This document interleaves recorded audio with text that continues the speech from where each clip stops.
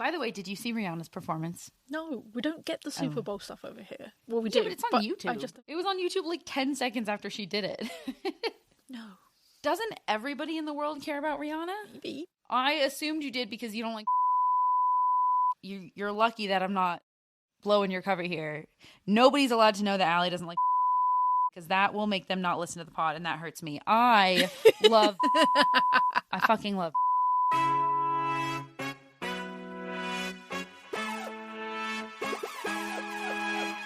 Hello, everybody, and welcome to the Women's Soccer Show. I'm Sarah. And I'm Allie. We've got a lot of topics today. We were just texting about how much stuff we need to cover. So much. Like, the women's soccer world just doesn't stop. And, well, we've got, like, a lot coming up. We get to preview all of international. And this past weekend in the WSL was incredibly exciting. Plus everything, of course, internationally speaking, with Canada. And Allie and I, we did have a big debate about what goes first, what goes last, how we're going to cover these topics. Because there's so much, and they all have, like, weight Yeah, to so we had a them. big debate about the flow of this episode and which topic should go first, middle, and last. So whatever you're listening to is either what we landed on or what one of us won in the argument for. So, we have to talk about the games from the previous weekend for the WSL. A lot of these were catch-up games from postponements for various reasons. And if you had told me on Friday night that these would have been some of the best games we have seen this season, I would have probably laughed at you. But boy, were these games insane. We've actually got a relegation battle now. Yeah, for the first time in a while. For the first time in a very long time.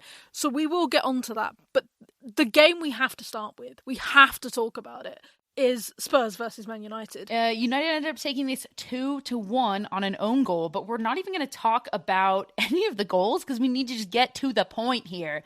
Ella Toone got a red card in the 80th minute, and it is the hot topic. It's all anybody can really talk about right now because it's a big debate, especially foreshadowing with Leah Williamson's non-call. Ella Toone getting a call. What do you think, Allie? Point blank, was this a deserved red card? 100%. It was 100% a red card. And the thing is, they're going to repeal it. And what I reckon is they won't get it taken away completely. What they may get it taken down to, which is why I think it's a red card, is down to 2 yellows resulting in a red. Because she clearly would have got a yellow for the tackle, because the tackle going in was dodgy. It was, a tangle of legs. It was nowhere near the ball. It was going in from behind, only getting the legs and not getting the ball. Exactly. It was practically two-footed. Like, it was, if it had been studs up, that would have been a straight red. But for me, that was a yellow card tackle, 100%. Now, for those who don't know, what's the consequence difference? 2 yellows equaling a red versus 1 straight red. What is the difference in consequence for Ella Toone? Straight red with violent conduct, which is what she's got given, is a 3-match ban. 2 yellows equaling a red is a 1-match ban. So it's the difference from playing in the Chelsea game and not playing in the Chelsea game. Which is a big deal. Which is huge. We had such debate last week, and I kind of hate that we're agreeing on this. Because I agree, I don't think that this action alone of what Ella Toone did, which was kind of shove the opposing player to the ground in a very light way. It was, in a way violent, but it wasn't violent. Now, so I agree with you that it should be 2 yellows. It should be a yellow for the tackle and a yellow for conduct after the tackle, which was completely unwarranted. I think it's really interesting when we look at what happened earlier in this season with your beloved West Ham and Sissoko. I was going to say, I tweeted this out as soon as it happened, which is, if they're getting her for violent conduct and they're saying that she pushed this player in the face, will Ella Toone get additional games added? Because the precedent has been set with our number 23, Hauer, who got 2 games added to a 3-game ban for this violent conduct. And I think it's a very similar case. So if they do not, even if they just uphold the red with Ella, questions need to be asked. Yeah. Listen, in a standalone, this should be reduced down to 2 yellows. Yes. However, now that we've brought this previous precedent into it, I actually think that Ella Toone's straight red needs to uphold, because that's what happened before. Exactly. There's a lot of factors involved here, in not just, ref consistency and precedent being set, but also we have to acknowledge the fact that there's a race element added to this too. And you cannot ignore that and say that, Sissoko got the red and the appeal from West Ham was denied and Sissoko had to sit out for all of those games. However, this appeal for Ella Toone for something very, very similar, if not equivalent, should be appealed and reduced. It needs to be the same. Yeah. 100%. Okay. I need to talk quickly about City versus Arsenal, because this was a big game. We talked about this at the end of the pod, at the end of the episode last week, right? Because I had been saying for a long time, we talked about the title race. And for those of you listening, if you want to go back and listen to our chat about the title race, it was a great one. And I said, I really hate to say this, but I think that we're experiencing the beginning of the decline of Arsenal's season. And I think they're about to fall out of the Champions League spots and definitely fall out of the race for the title. And here we are. City beat Arsenal 2-1. It was an utter destruction. 2-1 does not even begin to represent how City completely picked apart Arsenal. It was deeply upsetting for me. Yeah. But after this, because you disagreed with me last week, you said, no, Arsenal, they're still in it. City is not in it. I think this is an Arsenal, United, Chelsea race still, is what you said. We're post City winning. What do you think? Are they done? I think now, unfortunately, they are done for top spot. I think their title race is over, just because of the games they've got to play, the teams they've got to play left. It's done for them. They threw away points against West Ham with the draw, and they threw away points against Man City. So I do think top spot race, it's over for Arsenal. However, I do think that they will still get Champions League. I think City, it's going to be, very tight if they will. And again, they've got to play very similar teams that Arsenal have got to play, and they've got a worse track record against them. They have an Arsenal City at Arsenal coming up at the end of the season. And mind you, Arsenal with this loss now sit 3 points behind City in the table. However, they do have a game in hand. Yes. I said it last week. I'll say it again. I hope you're right. I think you're wrong. I think, especially with Champions League coming up for Arsenal, their tired legs, they are battered, although I know that's a trigger for you. They're beaten up, and I do think, unfortunately, it's going to be City's in that final Champions League spot. I hope that you're wrong. I do want, this is obviously a 4-team race still. We're talking about City and Arsenal fighting it out for the third Champions League spot, and it's Chelsea and United kind of for the number 1 spot, which I predicted last week. It's fine. I'm right. Whatever. We'll move on. But I do really want to shout out, so humble. Look at Aston Villa sitting 6 points behind Arsenal right now. Villa absolutely smashed it, and Paul Brighton, they genuinely smashed them this weekend. 6-2. Jordan Nobb's hat trick. Top of the table to the bottom of the table, from your lips to my ears. I really want to talk about Leicester City beating Liverpool 1-0, because Leicester City have now won 2 of their last 3 games. They've kicked off 2023 in style, and they're now sitting just 1 point behind Reading at the bottom of the table. They're 1 point behind Reading, 2 points behind Brighton, and 3 points behind Tottenham, which is a whole other topic that we forgot to touch on. But we'll come back to it. What has shifted for Leicester City? I do think new manager has come in and brought in a new style for them, a more defensive style. They were always a hard nut to crack, let's be honest. There were a couple of games that they had rugby scores against them. But let's be honest, they were losing 1-0, 2-1. They were thing. And they've brought in some insane players this January window. We talked about it last week. They had one of the most successful transfer windows, I feel, in January, because they've looked at their game plan and gone, right, where are we needing to stop? For example, in that game on Sunday, Ruby Mace started. Ruby Mace is a cracking defender that's been wasting away on the Man City bench. She's come in and had an absolutely baller performance in this game, because let's not forget, they went ahead early. They scored their goal within the first 10 minutes, and then they had to defend for their lives because Stengel was coming at them.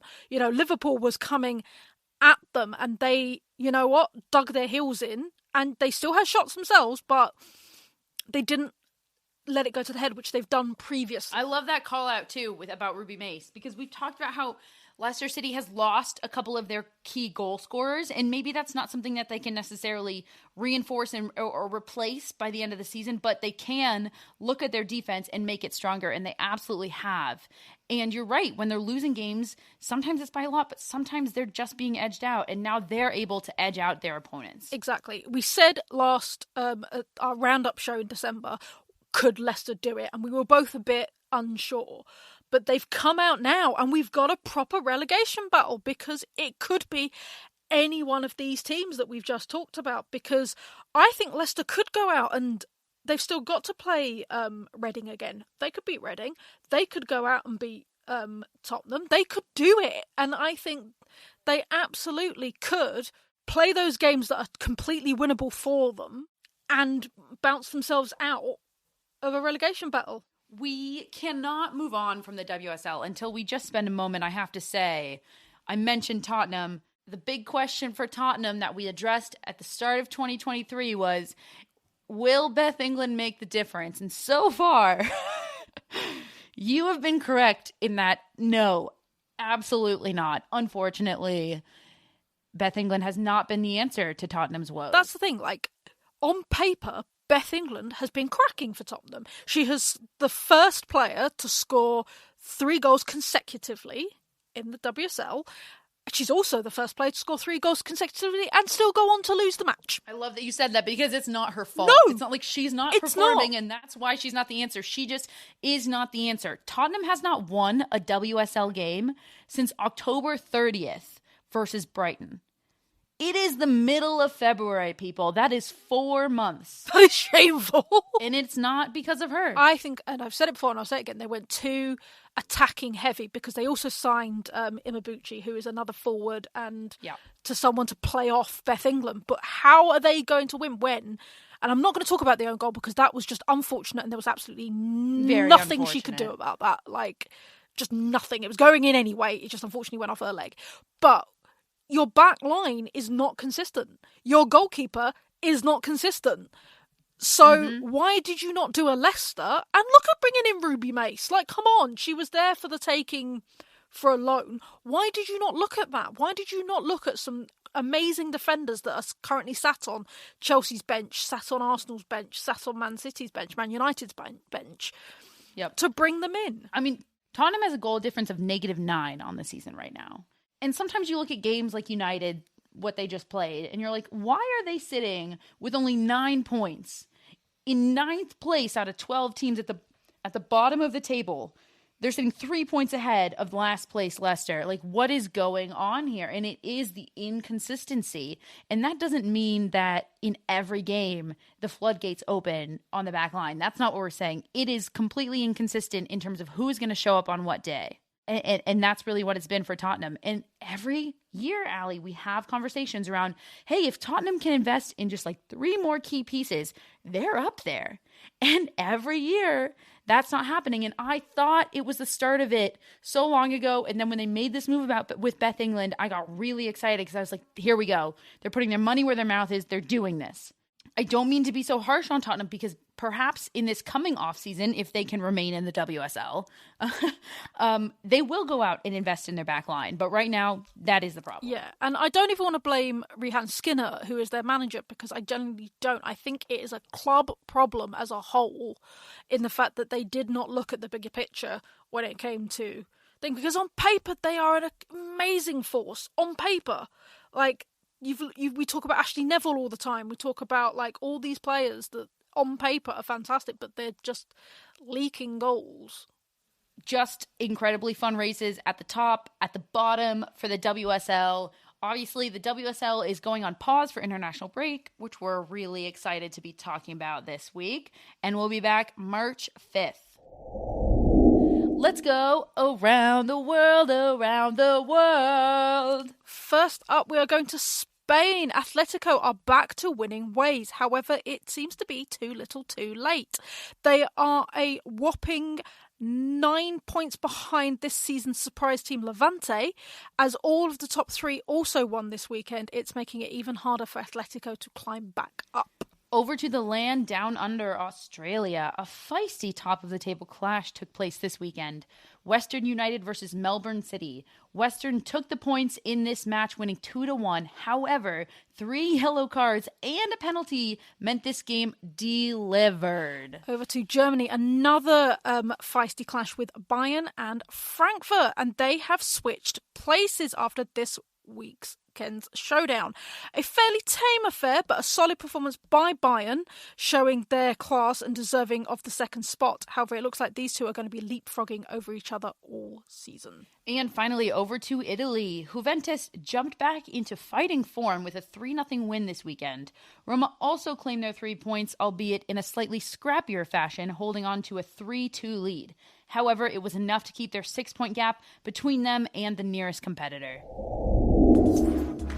Have you checked out Total Football Analysis yet? TotalFootballAnalysis.com provides researched analysis on loads of football games, including women's football. Want to know why Miedemar scores so many goals? Do you want to explore how City have turned it around this season? Head over to TotalFootballAnalysis.com and sign up to learn more about the beautiful game. We have a special discount for listeners of the Women's Soccer Show.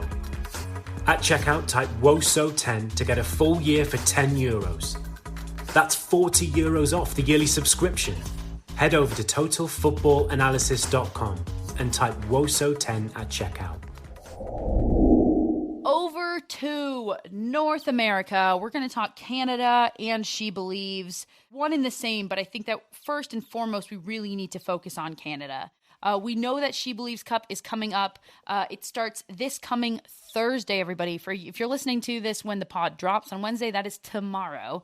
And the teams are USA, Canada, Japan, Brazil. But before we get into any of the games or the first matchups, we have to talk about what's going on with the Canadian women's national team, because a lot has broken this past weekend. It's painful. It's the honest answer. It's painful. It's funny because you don't expect this out of Canada, because I think everybody just sees Canada as like, nothing's wrong here. But to be honest, as somebody who's been kind of following this team and following a lot of people who are diehards of this team on Twitter, little things have given indications for a long time that something like this is coming, all the way down to, viewership and putting the women on TV.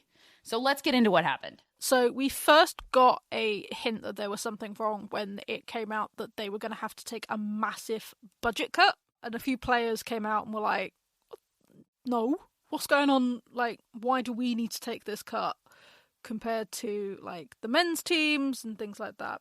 Because, and stuff like that. And so, saw that, and then players announced they were going on strike. It really hit suddenly, yeah. All of a sudden, all of the players from the national team released the same statement on their social media, basically explaining that training camps have been cut in the lead up to this tournament, as well as the number of players and staff that were invited to camps. And the player statements really just said that they had been in negotiations with Canada Soccer for more than a year now, and were being told to prepare to perform at a world-class level without the same level of support that was received by the men's national team in 2022. Sync was a baller. Christine Sinclair literally posted the budget. Yep. Everybody needs to go to Christine Sinclair's Twitter, because she just posted the budget, expenses for 2021, and the men's team had $11 million, give or take, dollars invested, while the women's team had $5 million invested. And this was in 2021, everybody. This was the year that both teams went to the Olympics, okay? This wasn't the 2022 year of men going to the World Cup. This was 2021. Both teams are going to the same tournament. And the men are getting more than double the investment. So that was a baller move. Yeah. So we see it. They're going on strike. Not going to play on She Believes. Less than a day later, they were like, yes, we support you, but if you dare strike, we will sue you for breach of contract. You have no right to go on strike. Which they were like... which was like, what? I know. I remember laughing when I read that, because I was like, you opened your statement with, listen, we support equity-based pay and everything that all of our women's players want. But also we had no chance but to tell you that we will sue the crap out of you if you go on strike and don't play in this tournament. But we love you and we support you. I want to add that I really love and appreciate that all of the men's, not all, a lot of the men's players have been very vocally supportive of the women's national team and saying that essentially like this is a fight that they're fighting together, which I really appreciate. We didn't hear that from the men's national team in the U.S. until the CBA was about to be signed. Yeah, it adds so much weight to it's sad that it does, but it does. It adds so much weight because the argument always is, well, you know, the men make more money and why should they subsidise the women? But to have the men's team come out and be like, no, that's not even an argument. Like, yeah, so it's utterly disgraceful. In response to the Federation statement, a lot of players obviously took to social media. Christine Sinclair was pretty succinct with her statement and just saying, to be clear, we are being forced back to work for the short term. This is not over. We will continue to fight for everything we deserve and we will win. The She Believes is being played in protest.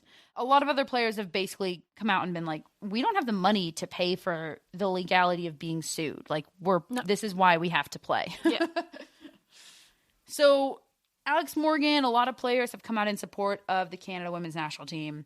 This is really hard because you put yourself in the position of those players, and to be forced to play in a competitive tournament, in a top level tournament, when your heart can't be in it. Like, how do they go about this? How do they do this, Allie? In the short term, I would go with petty compliance. In the fact that they're told that they have to play, doesn't tell them they have to play well, nor does it tell them that they have to play properly. They just have to play. So especially for the opening game, which is US versus Canada, if I was them, I would have an agreement with the US national team and you turn it into a massive passing drill for 90 minutes. I know that's not fun for fans. I know that is not in the spirit of the tournament, but genuinely, if you want to make a statement, that is a huge statement. You know, we saw it before where teams have broken off for certain minutes for protests. Make the whole game a protest, you know? It's funny that you say that because what I love most about the U.S. women's national team is that they've always been, I'm going to sound like such a fangirl, but it's just true. They've always been at the forefront of this fight and this push for equal pay and equal representation and equal just treatment from the Federation. So I understand everybody's willingness to say, well, it's a good thing that they're playing against the U.S. because, of course, the U.S. are just going to say, hey, Canada, what do you want? Like, what do you want to do? Let's do it. And, hey, maybe that's going to happen. I do think it's a little short-sighted to say, as a U.S. women's national team fan, look, this tournament's really important for the U.S. too. So I think it's short-sighted to say like that they'll just sit down and not take the competition that they need, not take the practice that they need to prepare for the World Cup. Is it really going to hurt you one game? Is it really going to hurt you one game? What I'm saying is that, do I think that there's going to be a protest? Yes. Do I think it's going to be a multi-team protest? Yes. Do I still think both of these teams are going to come out and fight their butts off? Yes, I really do. I think they will, but I don't think they should. It's interesting because I feel like the U.S. has been put in similar situations. Like, do you remember when they had to play on the same day where the U.S. Soccer Federation announced that their legal argument was that men are more athletic than women and that's why they get paid. Yep. That's why they get paid more. Yep. And then the U.S. came out with their warm-ups inside out, right? Look, that's a day where the U.S. could have just said, we're done, we're not playing, we're not doing this. I kind of found it more powerful that they found a way to make a statement and win. And maybe I'm wrong. Look, if they both come out and say, whatever, we're going to quote unquote play this game, like blow the whistle, but we're going to hang out in the middle of the field for 90 minutes, I will be happy about that. Whatever it takes to support the Canada women's national team. But I just want to pose that maybe it is more powerful for example, Canada to wear something that doesn't have their crest on it and play and win for themselves and not for the Federation. Something like that. But I think that we can all, your face is like, because I disagree because it's, yes, that was a powerful statement, but do I remember it really well? No, I don't. Oh. Like, I do. yeah, you might do, but I'm like, I don't remember really when we played the USA and they did the whole banner thing at the very beginning. Like, once the match starts, you tend to forget this. What I do remember is the match where the US stopped at the 6th minute. Right. And did that. Within the NWSL. Yeah, within the NWSL. I remember that.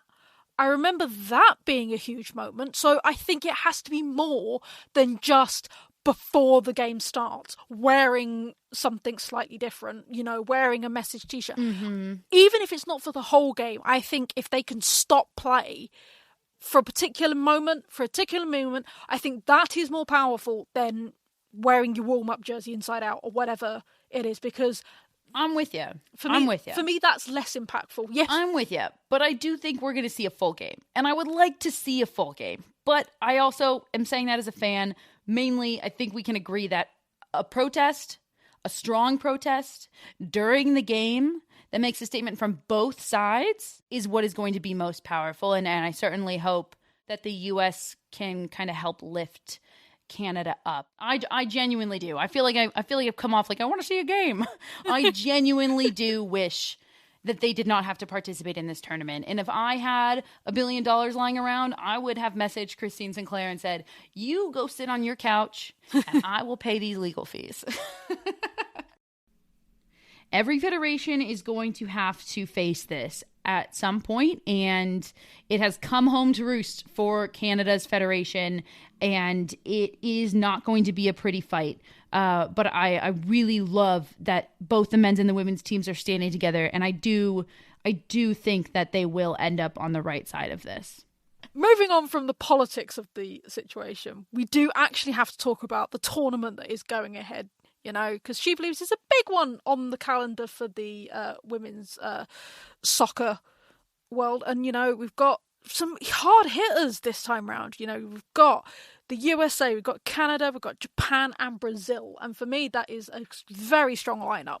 I'm going to say it's definitely more evenly aligned than, like, we had Arnold, Clark, and She Believes last year. And I was like, okay, well, obviously I'm watching Arnold, Clark. Like, the more competitive teams are there.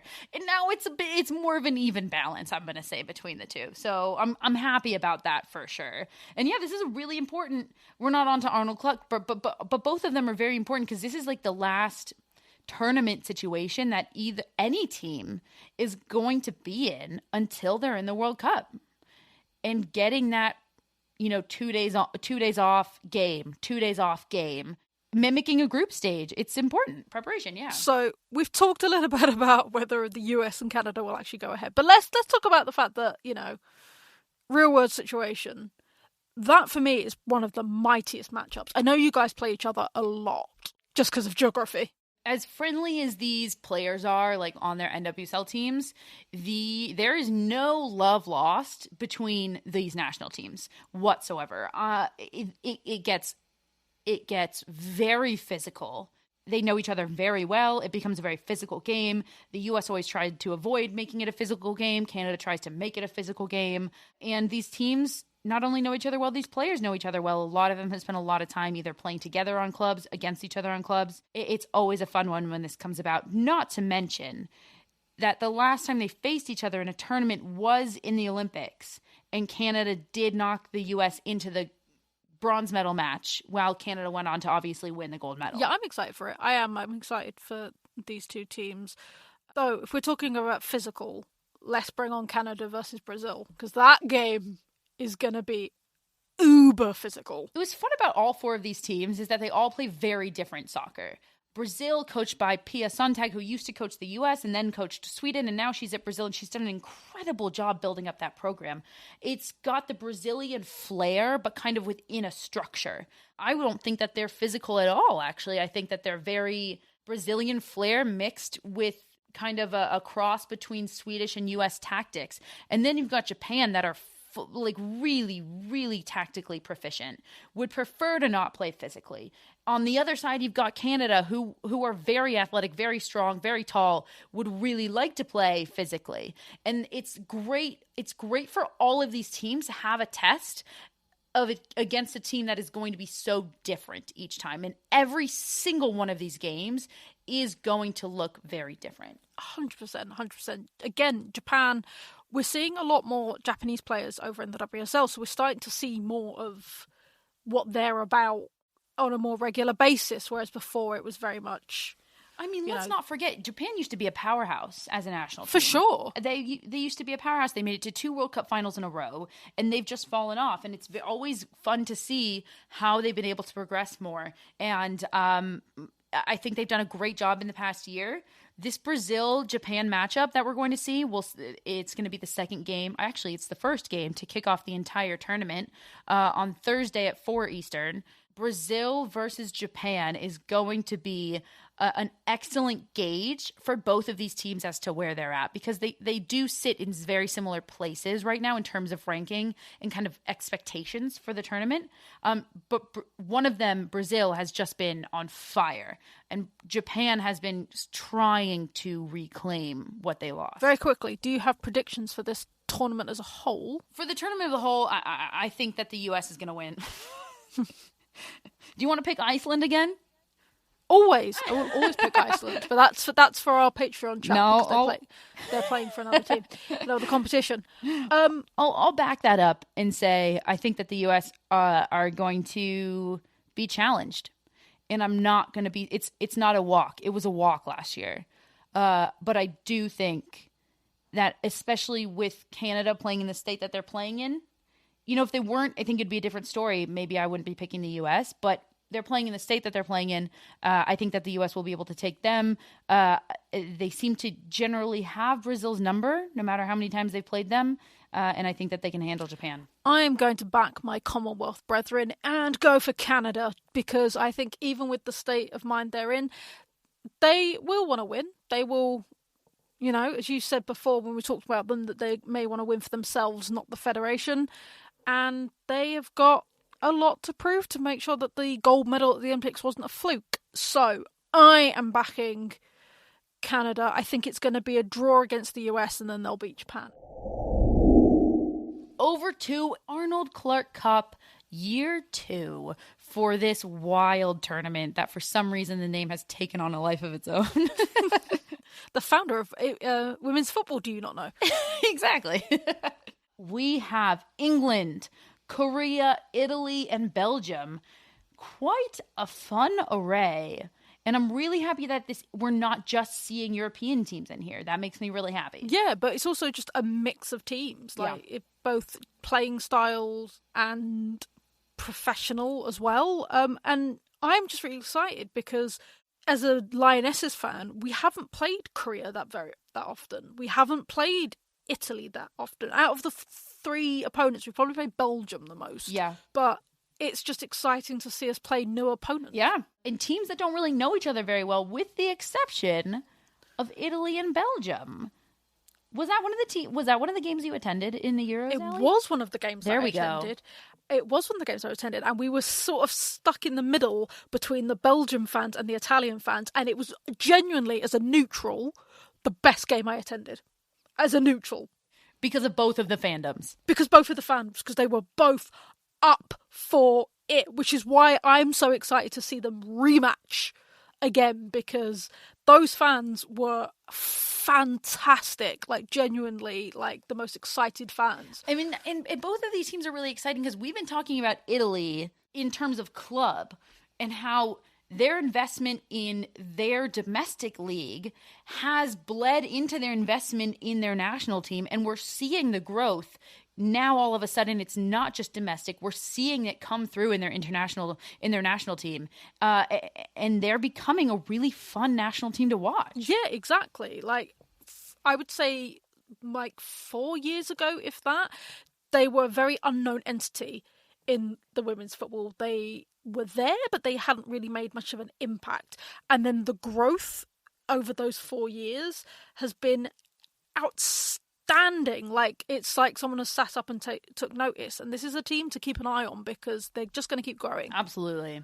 So before we get into the matchups that kick everything off, I want to spend a moment talking about the squad selection because, as there always is, there was a lot of chatter and disappointment and happiness and all of the emotions about the squad selection for the Lionesses. So I'm not going to read through everybody who was selected. Allie, what were your initial thoughts? Are there any standouts, positive or negative, for you when you look at this squad selection? For me, I thought it was a really balanced squad selection. Serena has been true to her word. She is keeping players that play regularly. The only exception to that is goalkeepers, but that's because it's hard to keep playing regularly as a goalkeeper. It's just, it is what it is. But she's kept true to her word that if you're playing regularly for your team, you will get a call up. I love the fact that Laura Coombs is back in the squad. She's been outstanding for Manchester City, slotting into that Jill Scott role, which is what I see for her in the England setup. Seeing the youngsters come through like Maya Letitia, who again is doing an outstanding job at Man United, things like that. So for me, it's bringing in the old guard that did win the Euros. You've got your Stanways, you've got your Walshes, you've got your Bronzes, but it's also bringing in players that are looking to step up from the junior ones. And I will also say that Emily Rambo Ramsey getting her first senior call up as a goalkeeper is a huge deal, because it's like they did with Ellie Roebuck. They're bringing her young to train her up with the senior keepers. I don't think we'll see much of her this tournament, I'm going to be honest, because Serena's going to want to win it, keep the title. But the training possibility she's going to get is going to be second to none. I absolutely loved seeing Ebony Salmon on there. It warms my heart. I love seeing somebody, especially because it's a little difficult with the seasons not aligning, and obviously NWSL hasn't been running so in the past few months, but knowing that she just had an outstanding season, and Serena having faith in that and in her, I love seeing her back in the Lioness lineup. Yep, 100%. I think the two, we're talking about notable misses, is going to be Hannah Hampton, because obviously we covered it before there was that whole controversy, and things if you like haven't that. heard of it, head to our Patreon. It's on News in 10. Yep, we did it, and we're not going to go back into that again. Nope. But that is a notable miss, because she was that young keeper. She was that keeper that they were training and preparing to become the senior keeper, and she's now fallen again to the wayside for Rambo.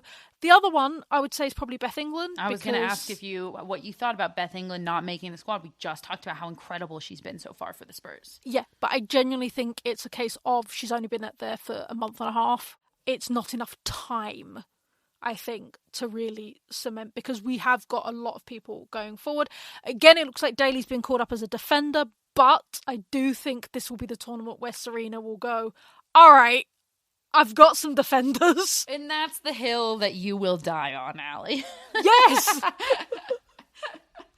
All right, so from the Lionesses back to the matchups that we have. Arnold Clark, along with She Believes, starts this Thursday. Our first matchups are the Italy-Belgium rematch from the Euros that we're really excited about. Yes. And then England versus Korea Republic. So let's start with England versus Korea Republic, because we just talked about the Lionesses. So this is going to be a huge one, because like I said, we haven't played Korea very often. However, there's some great players that we know. Like if you follow WSL, you've got Lee, who plays for Brighton, but the big one that everybody's going to talk about is that it's G coming back to the UK. Like, she left Chelsea at the end of last season. She was a huge part of Chelsea's success, and she's gone back home to Korea to play in the Korean League to really cement herself back into the international team. So that is going to be the huge thing of G versus her Chelsea teammates. Always fun. Once again, always fun. South Korea, I also want to point out, back when it happened, I believe it, when was it? What is time? I think it was the beginning of 2022 when Asia Cup happened. And we were covering it pretty closely. South Korea lost in the finals to China 3-2. Played outstanding the entire tournament. Mind you, Australia didn't even make it out of the group stage there, for everybody who wants kind of like a gauge, because I know a lot of people know where Australia falls. South Korea had an incredible tournament, and they've really just been building since then. And I think that they're the team that's going to be most underestimated in this cup, because everybody, in England will have seen Italy, will have seen Belgium come through in the Euros that was hosted in England. So I think that they're going to be most underestimated. I'm really excited to see this matchup between these two teams because very, very different. South Korea, very tactically proficient. Not that England are not, but it's a different focus, right? It's a different type of tactical. England is more team tactics, and they'll spread the field and they'll use the lines. South Korea is more small triangles. Let's work the ball up. Let's keep possession and then slowly go forward. England is possess, forward quickly. Well, that's it. Because England like to play from goalkeeper, defence, midfield, striker, up. Whereas with Korea, we'll go all over. You'll get goalkeeper to winger to defender, back to winger, up to defender again, midfield, back to defender. Like, it's properly just, let's keep the ball as we can, and we will eventually get up to... And it's creating shorter passing lanes too, whereas England like to knock the ball around a lot, side to side, those longer passes. So it's two tactics that are very different. Similar to what we see in She Believes in terms of 4 different styles. We're seeing that here, but I'm going to equate, I think Belgium and Italy are actually very, very similar styles, which is why it was so fun to watch. They're very stylistic with their football. So, again, we saw it in the Euros. But at the same time, I say this, and then, like I said, I was at that game. They are also two of the most fiery teams that I saw. Like, Belgium's number 2, and please forgive my Finnish, my Flemish, it is... Jens? We're going to go with that. And she was this tiny defender, like tiny, but would like absolutely body slam, body check players off the ball to get it away from the goalkeeper. And I'm hoping she comes over for Shebas because she was just a joy to watch. I love that call out. And I want to call out somebody on Italy who I think everybody needs to watch in this tournament. If you watch one player in this tournament, watch Manuela Guigliano. She's a center midfielder. She plays an 8 role for Roma, who we've been talking about a lot in around the world. She is outstanding, possibly one of the best number 8s out there right now. Keep an eye on her, and she could be a big reason why Italy does well in this tournament. All right, predictions. Allie, obviously we know these tournaments, She Believes, Arnold Clark, they don't mean anything, so it's for the glory, but who takes it? I'm still going to back my Lionesses. I think we got this. You know, we've got the Golden Boot winner from last tournament in Millie Bright. You know, how wrong can we go? I really do want to be able to say another team, but I can't. I would be lying if I said I thought somebody other than England was going to take this tournament. But we will see.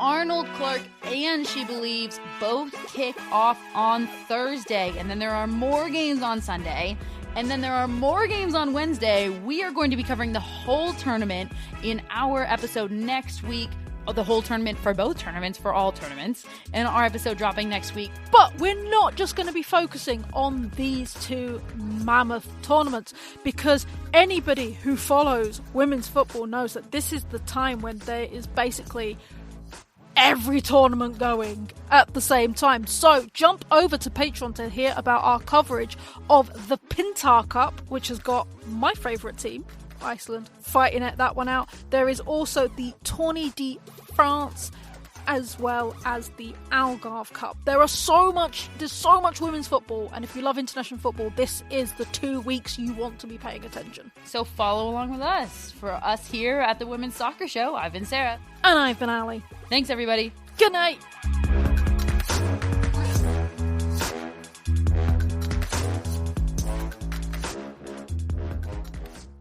This podcast was edited by Monkey Hill Media.